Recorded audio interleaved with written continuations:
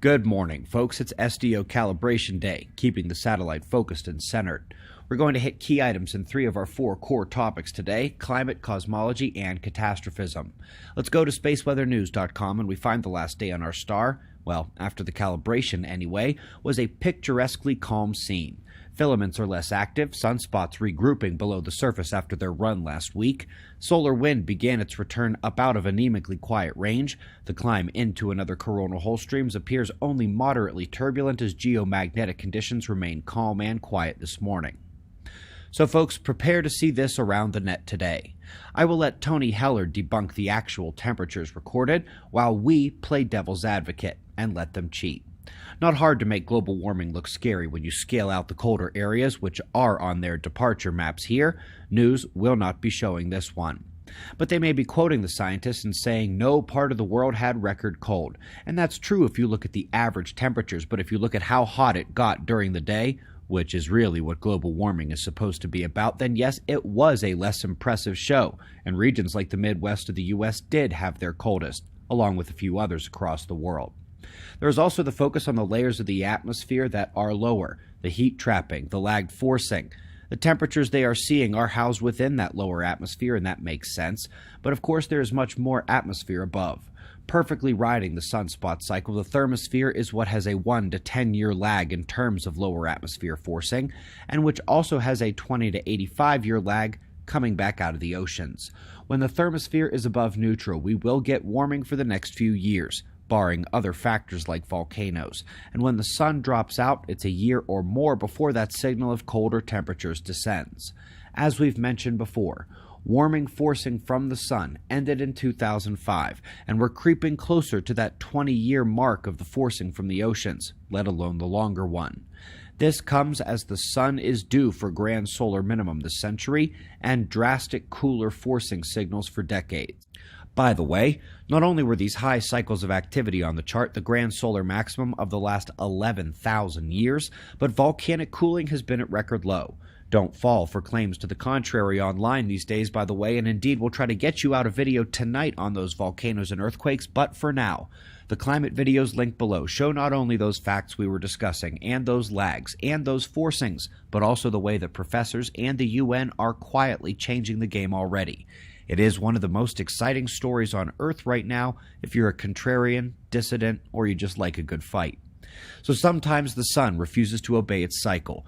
This is from 1903. During the minimum phase of a relatively weak solar cycle, we had magnetometer deviations worldwide, auroral sightings, and it has been rescued from the records. This is one I hadn't heard of before, and it fills a critical gap in major storms from the sun. In the 20 to 30 year extreme event recurrence cycle, we were missing the turn of the century. Not anymore. Oddly enough, things like plasma turbulence and accretion-driven nova events are much more powerful than flares, and yet they're always the product of low activity, like the dimming of a star, like Betelgeuse is now, and by the way, 600 light-years away doesn't scare us even if it does go nova in our lifetimes. The solar wind expel failure and accumulation on the coronal shell to release when too much pressure is built inside. Yeah, that's a low activity scenario, not a high one.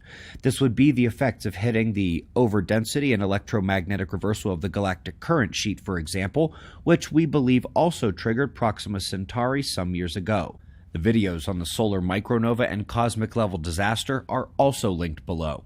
But we also have a fun aesthetic look at Proxima b, the exoplanet orbiting that flare star Proxima Centauri, and an interesting use of resources here. Don't get me wrong, it's pretty, but I'm not sure what anyone does with a wind map simulation of a tidally locked exoplanet we don't know the composition of, nor do I know what to do with the pretend Earth tidally locked at the sun from the Pacific. That is our tax money.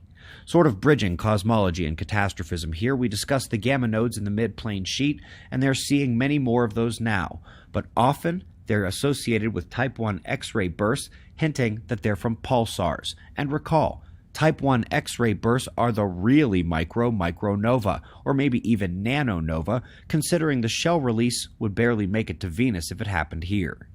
Of course, the source of the galactic sheet is the nucleus, the center of the galaxy, where they've now spotted 4 more G objects. We've now got G1 through G6, and while they appear distended and blobby, they act like stars. For a deeper dive into that one, we're going to have to wait for the follow-up to the Plasma Cosmology movie, which is linked for you below. But such a key thing to grasp before trying this one is that these G objects may be a key portion of the interior torus and surrounding features. Their existence was more than puzzling upon the first 2 discovered, and now they've got 4 more. Best of luck, astronomy. We greatly appreciate your support. We've got wind map forecasts and shots of our star to close, and of course, we'll do this all again tomorrow, right here, but right now it's 5 a.m. in the new Valley of the Sun. Eyes open, no fear. Be safe, everyone.